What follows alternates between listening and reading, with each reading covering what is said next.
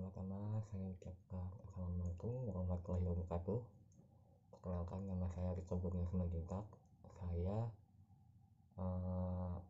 mahasiswa dari Universitas Jenderal Ahmad Yani Yogyakarta dengan profesi S1 keperawatan. Di sini saya akan memberikan penyuluhan kesehatan tentang diet, hipertensi, ataupun biasa disebut tekanan darah tinggi. Pertama-tama, untuk pengertian dari diet itu sendiri, yaitu adalah diet hipertensi adalah jenis dan komposisi makanan yang diatur untuk penderita yang memiliki tekanan darah yang tinggi. Untuk tujuannya itu sendiri yaitu untuk membantu menurunkan tekanan darah sehingga komplikasi dari tekanan darah tinggi dapat terhindar. Kemudian untuk perbedaannya dengan diet makanan biasa, yang pertama, 1. Batasi makanan yang berlemak. Kedua, batasi makanan yang banyak kolesterol. Kemudian yang ketiga, batasi makanan kalori untuk yang terlalu gemuk atau berat badan berlebih.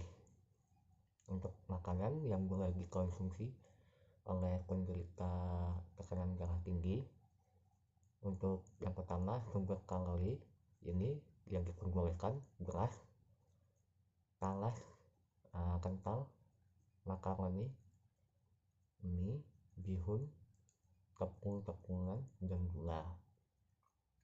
Untuk sumber protein berasal dari hewani, yang pertama ini meliputi daging ayam, ikan semua terbatas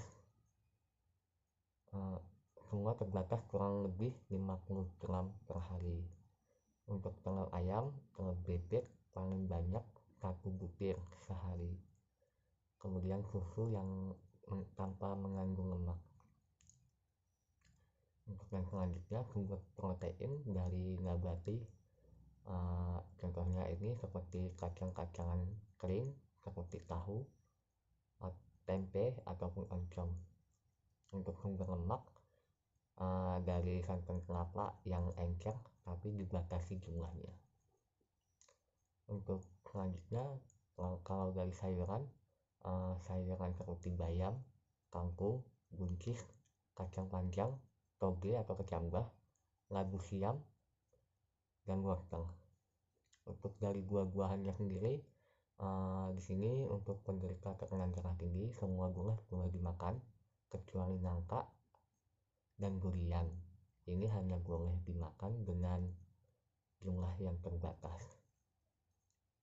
Untuk bumbu sendiri yang boleh dikonsumsi oleh penderita tekanan darah tinggi ada pala, kayu manis, asam, gula, bawang merah, bawang putih, garam yang tidak lebih dari 15 gram per hari.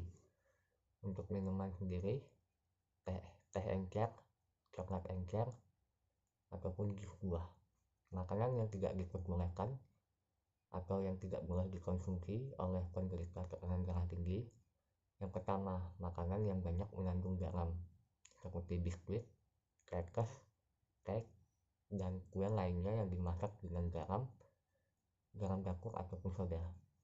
Yang kedua, dendeng, abon, kornet, beef, daging asap, ham, ikan asin, ikan pindang, sarden, ikan teri, dan telur asin. Itu juga tidak boleh. Untuk yang selanjutnya, keju, margarin, dan mentega. Untuk makanan yang banyak mengandung kolesterol, makanan dari hewan seperti otak, ginjal, hati, limpa, dan jantung itu tidak boleh bagi penderita hipertensi atau tekanan darah tinggi. Kemudian yang selanjutnya, makanan yang banyak mengandung lemak jenuh seperti lemak hewan yang berasal dari sapi, dari babi, kambing, susu, kemudian krim, keju, dan mentega. Kemudian kelapa, minyak kelapa tidak boleh, margarin dan alpukat. Makanan seperti kol dan sawi dan lain-lain. Untuk cara mengatur diet bagi penderita tekanan darah tinggi, yang pertama, hindari penggunaan kelapa, minyak kelapa, lemak hewan, margarin ataupun mentega sebagai pengganti. Menggunakan mentega sebagai pengganti minyak kacang atau minyak jagung dalam jumlah yang tertentu. Kemudian batasi penggunaan daging hingga 3 kali seminggu dan paling banyak 50 gram tiap kali makan.